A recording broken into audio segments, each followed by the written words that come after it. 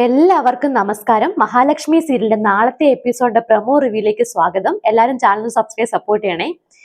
ഇന്നത്തെ എപ്പിസോഡ് എന്ന് പറഞ്ഞാൽ ട്വിസ്റ്റുകളാണ്. നല്ലൊരു എപ്പിസോഡാണ്. അതായത് ഇന്നത്തെ എപ്പിസോഡിനകത്ത് നമ്മുടെ കണ്ണനും അനന്തവും കൂടാണല്ലോ വന്ന് വക്കീലായിട്ട് സസ്പെൻസ് എൻട്രി ആയിട്ട് വന്ന് പൊളിച്ചടുക്കി കൊടുത്തു. കള്ളത്തരങ്ങളെല്ലാം പൊളിച്ചു. ഒന്നാമതായിട്ട് മഹാലക്ഷ്മിയെ വിസ്തരിച്ചു.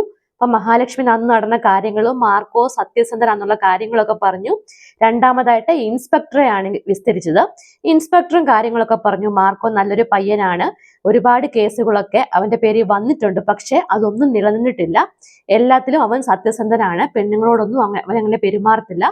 2 വർഷത്തോളം എനിക്ക് മാർക്കോയെ അറിയാം, ഞാൻ ഇവിടുത്തെ ഇൻസ്പെക്ടർ ആണെന്നൊക്കെയുള്ള കാര്യങ്ങൾ ഇൻസ്പെക്ടർ പറഞ്ഞു.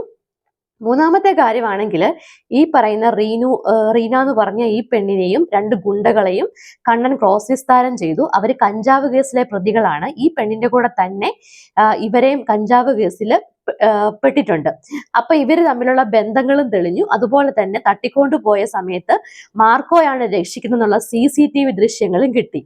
ഇതെല്ലാം കൂടെ വെച്ചപ്പോഴത്തേനും എല്ലാ സത്യങ്ങളും തെളിഞ്ഞു. മാർക്കോ നിരപരാധിയാണെന്നും പറഞ്ഞ് മാർക്കോയെ നമ്മുടെ കണ്ണനും അനന്തവും മഹാലക്ഷ്മിയും കൂടെ പുറത്തിറക്കി. മേഘനാണെങ്കിൽ എന്നും അറിയാതെ അവിടെ നിന്ന് ഇറങ്ങിപ്പോയി.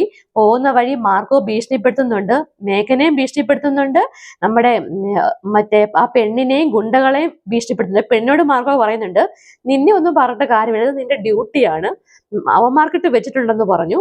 പോകുന്ന വഴി നമ്മുടെ മഹാലക്ഷ്മിയും കണ്ണനും അനന്തും കൂടെ നിൽക്കുന്നതിന്റെ ഫ്രണ്ടിൽ കൂടാണ് നമ്മുടെ മേഘൻ പോകുന്നത്. അപ്പോഴാണ് മാർക്കോയും അറിയുന്നത് ഇവർ തമ്മിലുള്ള ബന്ധം. അതായത് മാർക്കോ തല്ലിയ അമ്മാവൻ വാമനന്റെ മോനാണ് നമ്മുടെ ഈ മേഘൻ എന്നുള്ള കാര്യം മാർക്കോ അപ്പോഴാണ് അറിയുന്നത്. അങ്ങനെ അവരെല്ലാം കൂടെ സംസാരിച്ചിട്ട് അവരാണെങ്കിൽ മാർക്കോയോട് ഫുഡ് കഴിക്കാൻ വേണ്ടി ഇൻവൈറ്റ് ചെയ്ത് പോവാണ്. പോയി കഴിയുമ്പോഴാണ് ട്വിസ്റ്റ്. അതായത് സംസാരിച്ച കൂട്ടത്തില് മഹാലക്ഷ്മി ഒരു ക്വസ്റ്റ്യൻ ചോദിക്കുന്നുണ്ട്, മാർക്കോയ്ക്ക് എങ്ങനെ എന്നെ നേരത്തെ അറിയാം? അന്ന് അമ്പലത്തിൽ വെച്ച് കണ്ടപ്പോൾ എൻ്റെ പേരും അറിയാം, കണ്ണേട്ടന്റെ പേരും അറിയാം, ഞങ്ങളെ എങ്ങനെ അറിയാം? അപ്പം മാർക്കോ പറയുന്നുണ്ട്, അന്ന് അമ്പലത്തില് വച്ച് രാവിലെ മാർക്കോ അയ്യപ്പന്റെ മാല ഇട്ടേക്കുമായിരുന്നു. മേടമാസം 1-ാം തീയതി രാവിലെ തൊഴാൻ വന്നപ്പോഴാണ് ഈ സംഭവം നടക്കുന്നത്. അപ്പോഴും മഹാലക്ഷ്മി പറഞ്ഞു, എനിക്ക് ഡൗട്ടുകളുണ്ട്, എങ്ങനെ അറിയാം ഞങ്ങളെ? അതിനുള്ള ഉത്തരമാണ് ഇന്നത്തെ ട്വിസ്റ്റ്. അതായത് ഈ എപ്പിസോഡിൽ കാണിക്കുന്നതിന്റെ അടുത്ത എപ്പിസോഡ് ഉള്ളത് കൂടെ ആണ് പറയുന്നത്. അതായത് നാളത്തെ എപ്പിസോഡിന്റെ ഇപ്പൊ കാണിച്ച പ്രൊമോയുടെ കാര്യങ്ങളാണ്. എങ്ങനെ അറിയാം മഹാലക്ഷ്മിയും കണ്ണെന്നുള്ളൊരു ആൻസർ ആണ്. നമ്മുടെ സാഗർ ഉണ്ടല്ലോ, സാഗർ അവിടുന്ന് പ്രശ്നങ്ങളെല്ലാം വായി ചാടിപ്പോയപ്പം നമ്മുടെ മേഘനാണെങ്കിൽ സാഗറിനെ തപ്പി നടക്കുമായിരുന്നു.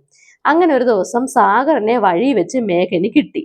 മേഘൻ സാഗറിനെ ഒരുപാട് ഉപദ്രവിച്ചു. ഒന്നാമത്തെ കാര്യം, മേഘനാണ് ഇതിന്റെ പുറകിൽ നിന്നുള്ള എല്ലാ കാര്യവും നീ മഹാലക്ഷ്മിയോടൊക്കെ പറഞ്ഞില്ലേ, അതേപോലെ തന്നെ ഞാൻ നിനക്ക് പൈസ വന്നിട്ടാണ് മഹാലക്ഷ്മിയെ നീ വളയ്ക്കാൻ നടന്നതെന്ന് എല്ലാ കാര്യങ്ങളും നീ പറഞ്ഞില്ലെന്ന് പറഞ്ഞ് മേഘൻ ഒരുപാട് എടുത്തിട്ട് ഇടിക്കുന്നുണ്ട്.